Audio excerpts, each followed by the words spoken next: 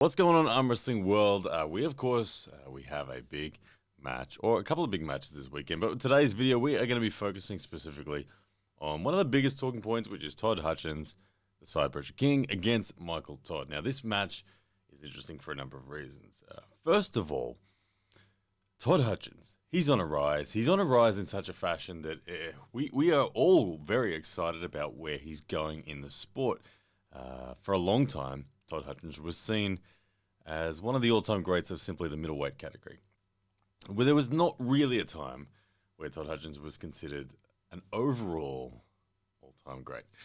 Todd Hutchings has been, I guess he declared some years ago when he was in the WAL, and he had finished dominating the middleweight division, and he got kind of pushed up. If you don't recall, the WAL actually forced Todd Hutchings to move up from the middleweight division, where he was simply too dominant, into the super heavyweight division. Now, Todd Hutchings is someone who, at his just natural state, resting state, he's around 215 pounds.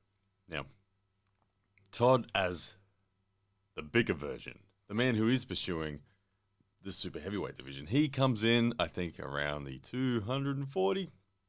I don't think we've ever seen, like, clothed, maybe 245 with a full belly, but that's kind of the size. The thickness definitely goes up. The neck and the traps look amazing when Todd is in competition-ready form. Todd Hutchings, I expect to be around that weight for this matchup against Michael Todd. But the thing is that gets us all excited about Todd Hutchings is he's a very unique arm wrestler. He's a unique arm wrestler in the sense that most people agree he is the side pressure king. And when I say side pressure king, we're talking about elbow integrity, his ability to just dig it down into a sideways lane and outlast anyone and be stronger than anyone. His offensive drive there is massive. If he can't finish someone, he can hold for a very long time. His attributes set him apart. And as he is getting bigger, he's starting to achieve more and more dominant victories. And he's really knocking hard on the door, officially, of the overall top 10 ranked arm wrestlers in the world. Now, on the other side of the coin, we have Michael Todd. We have Michael Todd, a man who has once been considered by a significant portion of people to be the number one ranked arm wrestler in the world at different times. He's someone who has, at his peak, he lost 4-2 to Denis Saplenkov. He lost 4-2 to Andrei Pushkar, which those two gentlemen are both in the debate for the highest and most dominant right arm wrestlers ever. And Michael Todd was right there with them. Michael Todd, in his best form, has always been an incredibly difficult arm wrestler to defeat. Michael Todd isn't the kind of guy that you fear from an offensive sense. It's the ability to finish Michael, or more importantly, his ability to simply never be pinned and never give up. A very heavily defensive style arm wrestler using the open top roll and King's move when needed. Really one of the most difficult people on earth to pin. However, his run is struggling. He's had 3 significant losses in a row. Of course, it all commenced with Devin Larratt, where Devin Larratt at King of the Table 1 really did dismantle Michael. Michael then faced Gennady Kvikvinia, that is of Georgia, where Michael was once again the overwhelming favorite. He actually had shutout stakes, and it went the other way. It was Gennady who absolutely dominated that match. And then most recently, Michael has faced another Georgian in Rivaz Lutidze, who is not the top-ranked Georgian by any stretch. Still a very, very sound and tall, powerful arm wrestler. But still, someone that Michael was the favorite to win against, and he lost that match. Albeit contentiously, Rivaz took the win. So Michael's position's a really interesting one.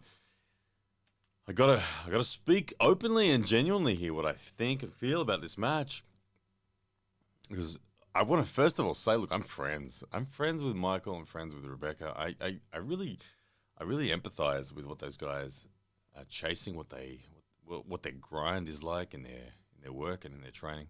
I get it. I've genuinely, I've lost faith. I've lost faith. And when I say I've lost faith I mean I've lost faith in Michael's ability to be the Michael that he used to be. I was someone who had very strong faith. After Michael's loss to Devon, I was thinking, okay, no, look, he will bounce back. But I was wrong. He didn't bounce back. He fell further down the path.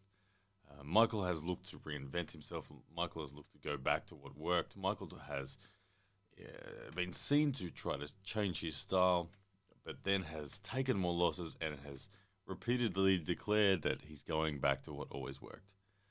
I don't know. I fear that what always worked is maybe not possible. It doesn't make sense. It's not entirely clear. I think Michael's anatomy, due to years in the sport and the tightening up of his elbow, I feel like it may have gone too far.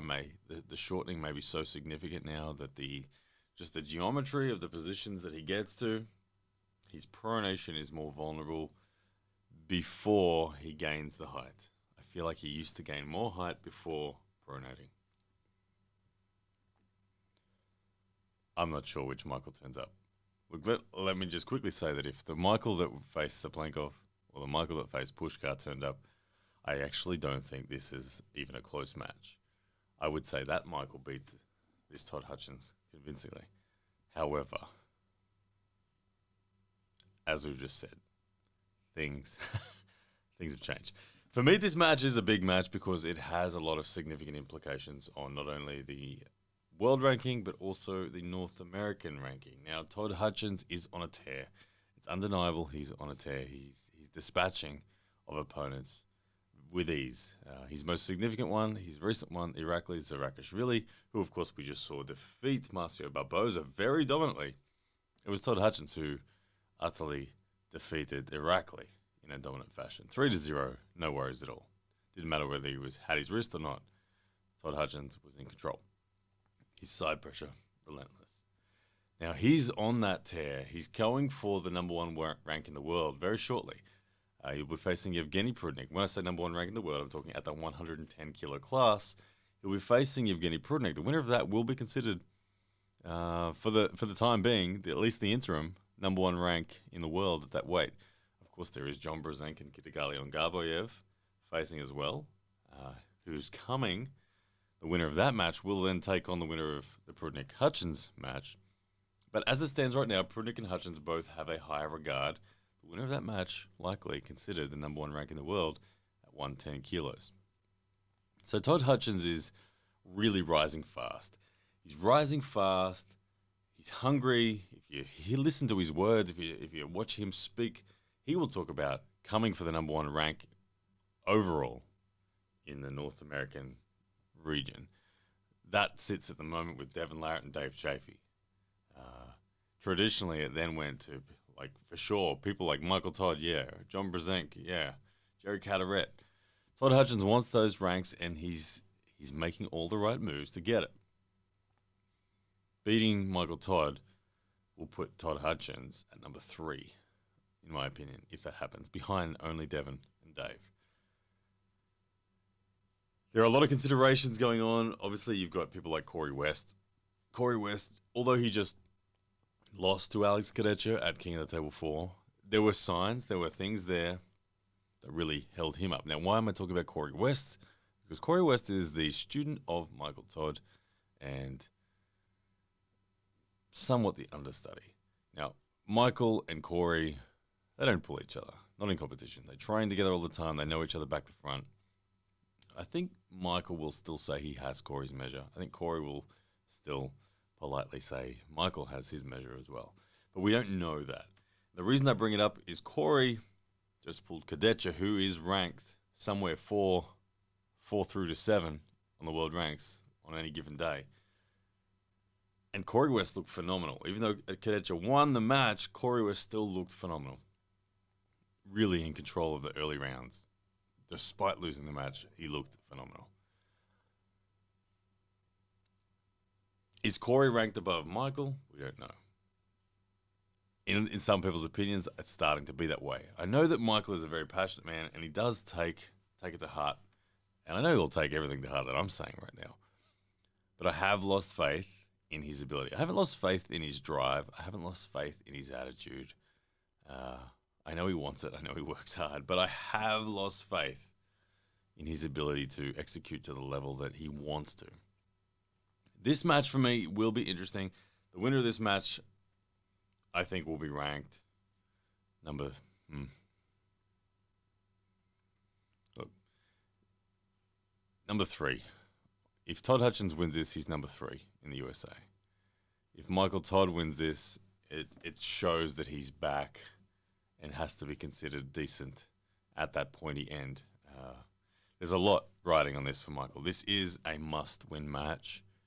He's been sliding. He's been copping criticism. And look, if he loses this one again, it's going to get to a situation where people are he's going to be unable to get matches inside the top 10 ranks in the world. If he loses to Todd, he will struggle to do that. And the fans of the sport will somewhat just be like, come on, well, really, we can't book that match. Michael's going to have to win this match. If he wants to stay within the top 10 ranks in the world, this is critical. Right now, Michael's opinion, or my opinion on where Michael sits, look, it's somewhere. Both Michael and Todd, they're somewhere right around 10. They're somewhere there. 10 through 15, those guys, both of them. I think the winner of this has a very, very, very good claim, and depending on the nature in which they win it, has a very solid claim of being inside that top 10. It is the next big match coming up. It is going to be the main event on the Monster Factory live stream. You can see that on my Monster Michael Todd's YouTube channel. It'll be a good event. I'll be watching, and I recommend you watch it as well. It has huge implications for the sport. Both guys, cool dudes. Side pressure king, amazing endurance. If Todd Hutchings controls Michael Todd's pronator, I think Michael Todd will gas out and Todd will win. If Michael Todd's pronator cracks open the hand of Todd Hutchings, I think Michael Todd will win. He'll climb and eventually get behind it and press. Both of these guys have amazing staying power in their spot. This is going to come down to who gets the most efficient position and access to their spot. In the straps, Todd Hutchings, for me, takes this match. Let me know your thoughts, guys. Big one coming up.